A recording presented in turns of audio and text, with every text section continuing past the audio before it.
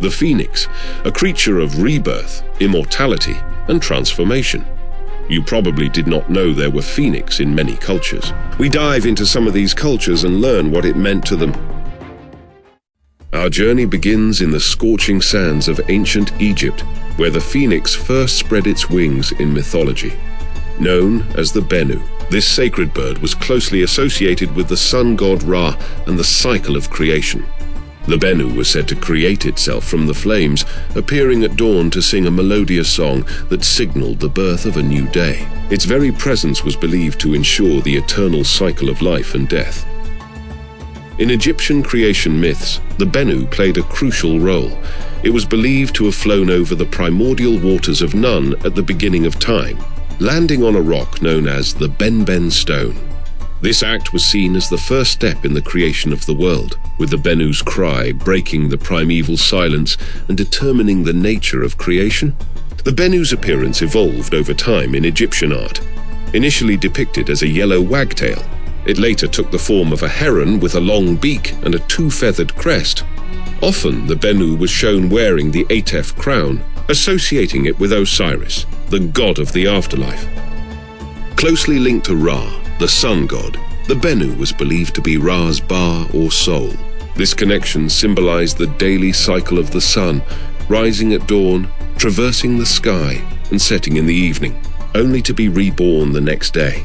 The Bennu thus became a powerful symbol of cyclical renewal and rebirth. The Bennu's influence extended beyond creation myths.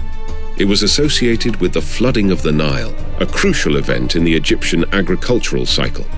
Temples dedicated to the Bennu, particularly in Heliopolis, played a significant role in regulating the calendar and dividing time. As we spread our wings eastward, we encounter the Fenghuang of Chinese mythology.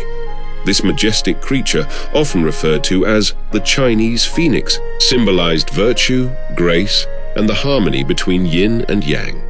Unlike its Western counterpart, the Fenghuang didn't rise from ashes, but was said to appear only in times of peace and prosperity. Its arrival was considered a blessing, heralding the birth of great leaders or philosophers. The Fenghuang's origins trace back to the Neolithic period, where it likely represented bird totems and sun worship.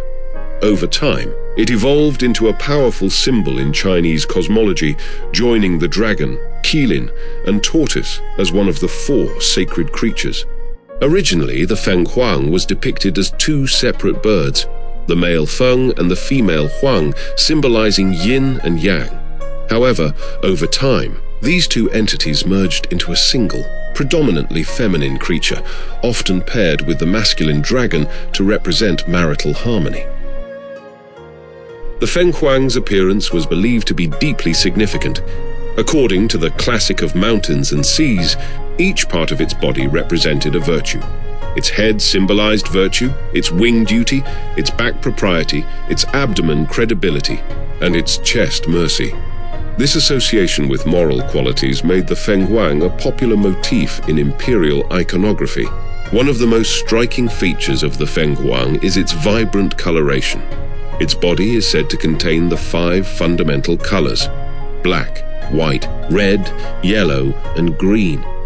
These colors not only made the creature visually spectacular, but also tied it to the Chinese concept of the 5 elements. In Chinese lore, the Fenghuang was closely associated with the Paulownia tree, said to eat bamboo exclusively and drink only from the purest springs. Its song was believed to be of exceptional beauty, containing all 5 notes of the traditional Chinese scale. The Fenghuang's legacy in Chinese culture is enduring, appearing in art, literature, and architecture as a symbol of peace, prosperity, and imperial power.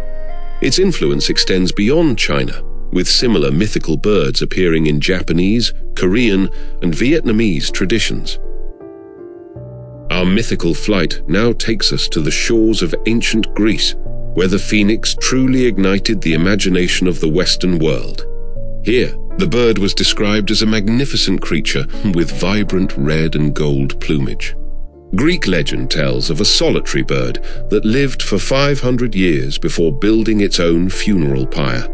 as the flames consumed its body. A new phoenix would emerge from the ashes, ready to begin the cycle anew. The Greeks believed the phoenix originated in Ethiopia or Arabia, lands of mystery and exoticism to them. They described it as a bird of enormous size, with some accounts claiming it was as large as an eagle and others suggesting it was even bigger. In Greek mythology, the phoenix was associated with the sun god Apollo. It was said that the bird's song was so beautiful that even Apollo would pause to listen. This connection to Apollo further emphasized the phoenix's associations with light, prophecy, and renewal. The Greek historian Herodotus provided one of the most detailed early accounts of the phoenix. He described its appearance as partly golden and partly red, with the shape and size similar to an eagle. Herodotus also mentioned the bird's incredible strength, claiming it could carry the nest of its parent from Arabia to the Temple of the Sun in Heliopolis, Egypt. The concept of the phoenix's rebirth fascinated Greek philosophers. Plato used the phoenix as a symbol in his dialogues to discuss the nature of the soul and its immortality. The Stoic philosophers saw in the phoenix a representation of the cyclical nature of the universe, aligning with their belief in the periodic destruction and renewal of the cosmos. Greek literature often used the phoenix as a metaphor for rare and exceptional things. The phrase "rarer than a phoenix" became a common expression, highlighting the bird's legendary status and perceived uniqueness. The phoenix also played a role in Greek astrology. It was associated with the constellation Phoenix, visible in the southern sky. This celestial connection further cemented the bird's association with cosmic cycles and eternal return. Through these rich associations, the Greek phoenix embodied concepts of immortality, renewal, and cosmic order. Its influence spread beyond Greece, inspiring similar legends throughout the Mediterranean and eventually across Europe, cementing its place in Western mythology and symbolism. But the phoenix's influence didn't stop there. In Persian mythology, the Simurgh was a benevolent, phoenix-like creature of immense wisdom. It was said to be so old that it had seen the destruction of the world 3 times over. The Simurgh, whose name translates to 30 birds, occupied a unique place in Persian mythology, blending characteristics of both the phoenix and other mythical birds. Unlike the Western phoenix, the Simurgh was often depicted as a massive bird, large enough to carry an elephant or a whale. Its appearance varied in different accounts, sometimes described as having the head of a dog, the claws of a lion, and the tail of a peacock. This composite nature reflected its role as a creature bridging different realms of existence. In Persian literature, particularly in Ferdowsi's epic Shahnameh, the Simurgh played crucial roles. One of the most famous stories involves the hero Zal, who was abandoned as an infant due to his albinism. The Simurgh found and raised Zal, imparting great wisdom to him. The Simurgh's nest was said to be on the cosmic tree of life, known as the Gao Karena or Sena tree. This tree was believed to contain the seeds of all plants, connecting the Simurgh to concepts of healing and renewal. In Sufi mysticism, the Simurgh took on additional symbolic significance. In Farid ud-Din Attar's Conference of the Birds, the Simurgh represents the divine, and the journey of 30 birds to find it becomes an allegory for the soul's quest for God. The Simurgh was also associated with royalty and divine favor. In Persian art, it was often depicted on royal crowns and thrones, symbolizing the king's connection to divine wisdom and power. Unlike the solitary Western phoenix, the Simurgh was sometimes said to have a mate and offspring. This familial aspect added layers to its symbolism, representing not just individual renewal, but also the continuity of life and wisdom across generations. The influence of the Simurgh extended beyond Persia, influencing mythologies in neighboring regions. In Armenian folklore, it appears as Simurgh, while in Turkish myths, it's known as Zumruda Anka.